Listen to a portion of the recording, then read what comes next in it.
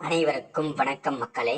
இந்த ஒரு வீடியோல நம்ம எதை பத்தி பார்க்க போறோம் அப்படின்னா, எல்லாருமே போட்டோலயே தம்ப்நெயில்லயே டைட்டில்லயே பார்த்திருப்பீங்க மக்களே. ஆமாங்க, 2025 டு 2026 ஆண்டுக்கான புதிய ரேஷன் வேலைக்கான நோட்டிபிகேஷன் மீண்டும் நோட்டிபிகேஷன் அபிஷியலா கொடுத்துருக்குறாங்க. இந்த வேலை வாய்ப்பை பொறுத்த வரைக்கும் கிட்டத்தட்ட நமக்கு 6500 பிளஸ் வேகன்சி அபிஷியலாவே கொடுத்துருக்குறாங்க. சரிங்களா? இந்த ரேஷன் கடை வேலையை பொறுத்த வரைக்கும் ஒரு வருஷத்துல கண்டிப்பா ஒரு தடவையாவது நோட்டிபிகேஷன் அபிஷியலா ரிலீஸ் பண்ணிடுவாங்க. அப்படி பார்க்கும்போது இந்த தடவை நோட்டிபிகேஷன் நமக்கு அபிஷியலாவே கிடைச்சிருக்குதுங்க. சரிங்களா? ஸோ இந்த ரேஷன் வேலையை பொறுத்த வரைக்கும் நமக்கு வந்து கிட்டத்தட்ட 6500 பிளஸ் வேகன்சி கொடுத்துருக்குறாங்க இல்லையா? ஸோ இந்த போஸ்டிங்கை வந்து பார்த்தீங்கன்னா ஒவ்வொரு மாவட்ட வாரியா, சரிங்களா, ஒவ்வொரு மாவட்டத்துக்கும் எவ்வளவு வேகன்சி இருக்குது, அதே மாதிரி ஒவ்வொரு மாவட்ட வாரியா வந்து டேட்டுமே மாறுது, அப்ளை பண்ற டேட்டுமே மாறுது, க்ளோசிங் டேட்டுமே மாறுது. ஏன் அப்படின்னா ஒவ்வொரு மாவட்டத்தோட கரெக்டா கணக்கெடுத்து கரெக்டா அப்பப்போ அப்டேட் பண்ணிட்டே இருக்காங்க. ஸோ அதனால வந்து இன்னைக்கு ஒரு மாவட்டத்துக்கு அப்ளை பண்றதுக்கு ஓப்பன் ஆனா இன்னொரு மாவட்டத்துக்கு வந்து ஓப்பன் ஆகாது. ஸோ அதே மாதிரி வந்து பாத்தீங்கன்னாக்கா டெய்லி ஒவ்வொரு மாவட்டத்துக்கும் வந்து ரெண்டு ரெண்டு மாவட்டத்துக்கும் வந்து ஓப்பன் பண்ணி சொல்லியிருக்கிறாங்க. ஸோ அதை பத்தின தகவலை நம்ம பார்த்து தெரிஞ்சுக்க போறோம். அதை தொடர்ந்து வந்து பாத்தீங்கன்னாக்க இதுல வந்து பாத்தீங்கன்னாக்க யார் யாருக்கு முன்னுரிமை, ஓகேங்களா? இந்த ஒவ்வொரு போஸ்டிங்க்கும் இந்த விற்பனையாளர் மற்றும் கட்டுனர் இந்த ரெண்டு விதமான போஸ்டிங்க்கு தான் இப்போதைக்கு நோட்டிபிகேஷன் அபிஷியலா கொடுத்துருக்காங்க.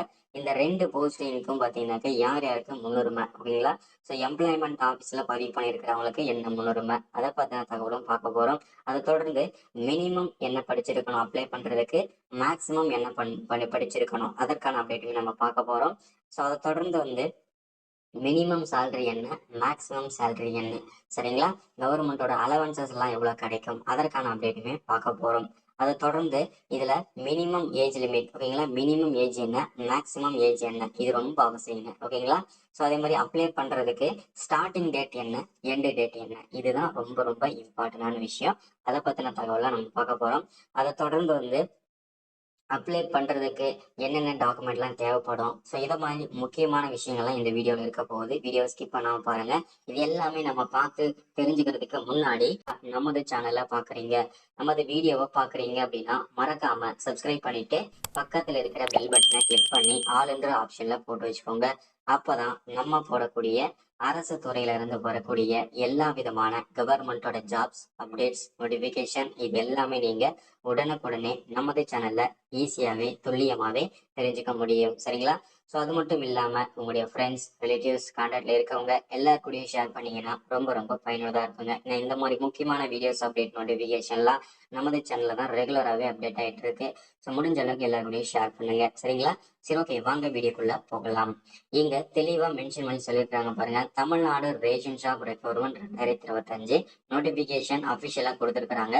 ஸோ அப்ளை பண்றதுக்கான ஆன்லைன் மெத்தடும் கொடுத்துருக்காங்க. ஸோ எல்லாமே தெளிவா பார்க்கலாம். வீடியோ ஸ்கிப் பண்ணாம பாருங்க.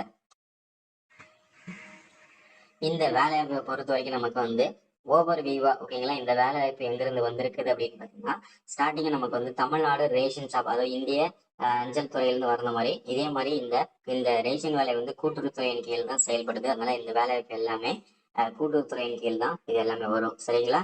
ஸோ அது வேலைவாய்ப்பை பொறுத்த வரைக்கும் பார்த்தீங்கன்னா என்ன ஸ்கீம்ல வந்துருக்கு அப்படின்னா தமிழ்நாடு ரேஷன் ஷாப் ரெக்ரூட்மெண்ட்டுக்காக தான் நமக்கு நோட்டிபிகேஷன் வந்திருக்குது.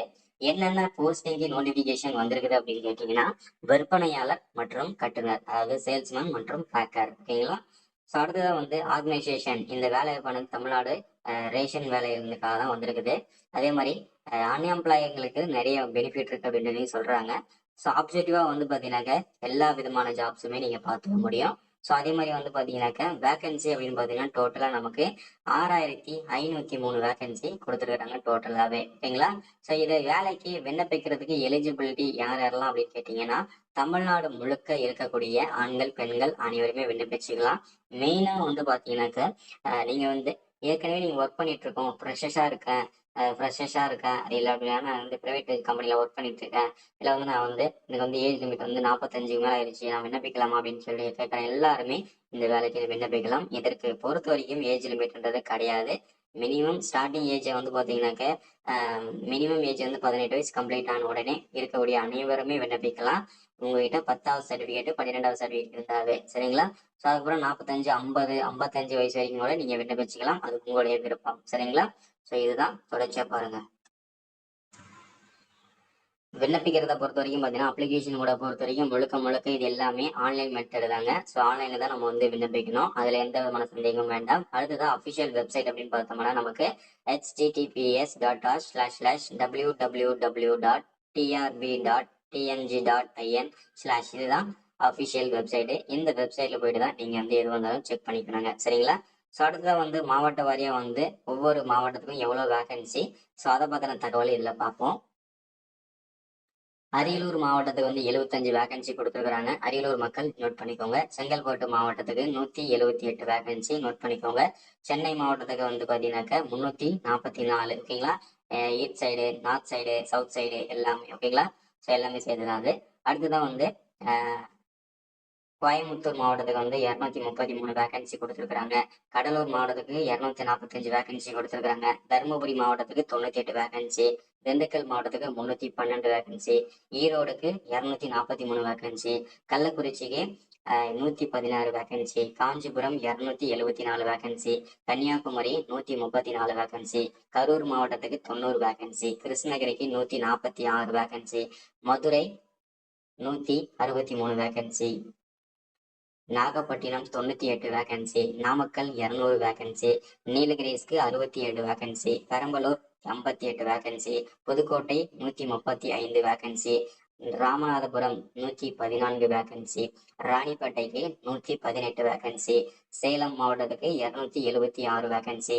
சிவகங்கை மாவட்டத்துக்கு 103 வேகன்சி. தென்காசி மாவட்டத்துக்கு 83 வேகன்சி. தஞ்சாவூருக்கு 200 வேகன்சி. தேனி மாவட்டத்துக்கு 85 வேகன்சி. தூத்துக்குடிக்கு 141 vacancy. Tiruchirappalli 231 vacancy. Tirunelveli 98 vacancy. திருப்பத்தூருக்கு 75 வேகன்சி. திருப்பூருக்கு 240 வேகன்சி. திருவள்ளூர் 237 வேகன்சி. திருவண்ணாமலைக்கு 376 வேகன்சி. திருவாரூருக்கு 182 வேகன்சி. வேலூர் மாவட்டத்துக்கு 168 வேகன்சி. விழுப்புரத்துக்கு 244 வேகன்சி. விருதுநகருக்கு 164 வேகன்சி. மயிலாடுதுறைக்கு 150 வேகன்சி. டோட்டலா நமக்கு வந்து 6500 பிளஸ் வேகன்சி கொடுத்துருக்காங்க. சரிங்களா? என்னென்ன போஸ்டிங் நோட்டிபிகேஷன் வந்திருக்குது அப்படின்னா விற்பனையாளர் மற்றும் சேல்ஸ்மேன். ஓகேங்களா? ஸோ அதே மாதிரி இதுல எலிஜிபிலிட்டியை பொறுத்த வரைக்கும் பாத்தீங்கன்னாக்க குவாலிபிகேஷன். ஓகேங்களா? மினிமம் சேல்ஸ்மேனுக்கு நீங்க விண்ணப்பிக்கணும் அப்படின்னா 12ஆம் வகுப்பு படிச்சு பாஸ் பண்ணிருக்கணும்னு சொல்லியிருக்காங்க. அதுவே நீங்க பேக்கர், ஓகேங்களா, கட்டுனருக்கு விண்ணப்பிக்கிறதா இருந்ததுன்னா 10ஆம் வகுப்பு படிச்சு பாஸ் பண்ணிருக்கணும்ன்றதையும் தெளிவா மென்ஷன் பண்ணி சொல்லியிருக்கிறாங்க. சரிங்களா? ஸோ அது தொடர்ந்து வந்து பாத்தீங்கன்னாக்கா ஒருவேளை நீங்க ஏஜ் லிமிட்ல வந்து பாத்தீங்கன்னா எஸ்சி எஸ்டியா இருக்கீங்க அப்படின்னா நீங்க 18 வயசுல இருந்து 32 வயசு வரைக்கும் நார்மலா நீங்க இருக்கும் அப்ளை பண்ணிக்கலாம். எஸ்சி எஸ்டியா இருக்கீங்கன்னா ஏஜ் லிமிட் 45 50 வயசு வரைக்கும் கூட நீங்க விண்ணப்பிச்சுக்கலாம். ஓகேங்களா? ஸோ அதே மாதிரி தான் எல்லா கேண்டிடேட்ஸ்க்குமே. ஒருவேளை நீங்க ஓசியில வந்து எக்ஸ் சர்வீஸ்மேனா இருக்கீங்க அப்படின்னா 18ல இருந்து 50 வயசு வரைக்கும் தான் விண்ணப்பிச்சுக்க முடியும். ஓசியில பிடபிள்யூ வரீங்கன்னா நீங்க 42 வயசு வரைக்கும் விண்ணப்பிச்சுக்க முடியும். சரிங்களா? ஸோ இதுக்கு அப்ளை ஃபீஸ்ன்னு பார்த்தோம்னா சேல்ஸ்மேனுக்கு வந்து 150 ரூபா ஃபீஸும் பேக்கருக்கு 100 ரூபா ஃபீஸும் சொல்லியிருக்காங்க. ஒருவேளை நீங்க எஸ்சி எஸ்டியா இருக்கீங்கன்னா உங்களுக்கு ஃபீஸ் கிடையாதுன்னு சொல்லியிருக்காங்க. சரிங்களா? இந்த வேலைக்கு நீங்க எப்போல இருந்து விண்ணப்பிக்கலாம் அப்படின்னு கேட்டீங்கன்னா வரக்கூடிய செப்டம்பர் முதல் வாரம், அதாவது 5ஆம் தேதி முதல் 10ஆம் தேதிக்குள்ள இருக்கக்கூடிய ஏதாவது ஒரு டேட்ல அப்ளை பண்றதுக்கு மீண்டும் ஓப்பன் ஆகும். மீண்டும் ரேஷன் வேலை வந்ததுல ரொம்ப மகிழ்ச்சி நமக்கு. ஸோ அப்ளை பண்றதுக்கு எல்லாரும் வெயிட் பண்ணுங்க. எல்லாரும் டாக்குமெண்ட் எல்லாம் ரெடி பண்ணிக்கோங்க. தேங்க்யூ.